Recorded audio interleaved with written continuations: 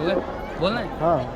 को कहीं सकहीं प्रयाग प्रभाऊ, को कहीं सकहीं प्रयाग प्रभाऊ, कलुष कुंज कुंजर मन राहु, कलुष कुंज कुंजर मन राहु। रामचरितमानस में तुलसीदास जी बड़ा सुंदर वर्णन करते हैं कि कौन इस प्रयाग के प्रभाव को वर्णन कर सकता है। वास्तव में आज इस भव्य और दिव्य महाकुंभ को देख करके हम धन्य हो गए हैं। जीवन में प्रथम बार हमें यह दृश्य देखने का सौभाग्य प्राप्त हुआ है। कलुष कुंज जीवन जन्म जन्मांतरों के जो पाप हैं, ताप हैं, संताप हैं, उनको नष्ट आज हो गए हैं। यह निश्चित है, यह श्रद्धा आज, यह भाव आज हमारे अंदर उत्पन्न हो रहा है। माघे निमग्ना सलिले शुशीते, विमुक्त पापा त्रिदिवम प्रयान्ति। माघ के महीने में जो इस पावन तट पर माघ के महीने में स्नान करता है, सलिले सुशीते, इस ठंडे जल में जो एक बार स्नान कर लेता है, वह त्रिदिवम प्रयान्ति ही स्वर्ग को चला जाता है। ऐसा हमारे शास्त्रों में वर्णन आया है। मत्स्य पुराण में बड़ा सुंदर वर्णन आया है गंगा और यमुना के बारे में। बोले कोई भेद नहीं है, गंगा और यमुना में कोई भेद नहीं, लेकिन केवलम ज्येष्ठ भावेना गंगा सर्वत्र पूजते। गंगा को थोड़ा ज्येष्ठता मिली है, केवलम ज्येष्ठ भावेना, है ना।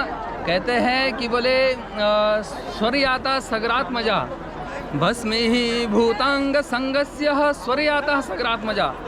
ये जो माँ गंगा आई है, पृथ्वी पर अवतरण हुआ है भगीरथ की तपस्या से, तो भगवान शंकर की जटाओं में आकर के फिर पृथ्वी पर अवतरण हुआ।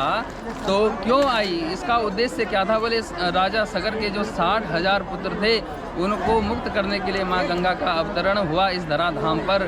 तो वर्णन आता है श्रीमद् भागवत में भी कि बोले जो भस्मी भूतांग संगस्य, जो भस्म हो गए थे राजा सगर के 60,000 पुत्र, उनका राख का स्पर्श करने मात्र से, माँ गंगा का स्पर्श करने मात्र से स्वर्याता, वह स्वर्ग को चले गए। तो किम पुनः श्रद्धया देवी ये सेवंती धृतव्रता।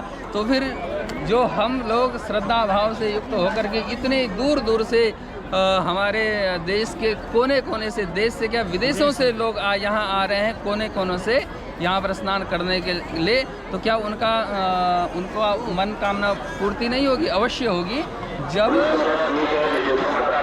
केवल स्वर्ग को गए हुए जो भस्म हो गए थे राजा सगर के 60,000 पुत्र, उनके राख का स्पर्श करके जब वो मुक्त हो सकते हैं, तो हम लोग क्यों नहीं मुक्त हो सकते हैं, जो इतने श्रद्धा भाव से इतने दूर से यहाँ दर्शन करने के लिए आए हैं। तो यह भाव है, यह श्रद्धा है। गंगा वास्तव में विश्व के लिए वरदान है, और हमारा आज का जो विषय है, टॉपिक है, वो यही है, गंगा विश्व के लिए वरदान है ना।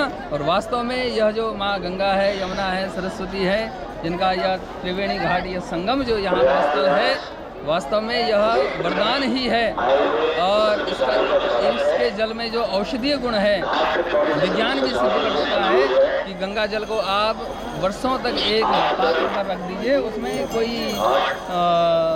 कीड़े नहीं पड़ेंगे, और जो होंगे भी वो नष्ट हो जाते हैं। उसके जो विषैले पदार्थ उसमें जो है, उसमें जो विषैले पदार्थ हैं, जो ऐसे अवशिष्ट पदार्थ हैं, वो भी नष्ट हो जाते हैं उसके प्रभाव से। तो ये माँ गंगा का तट है, इसका बड़ा महत्व है।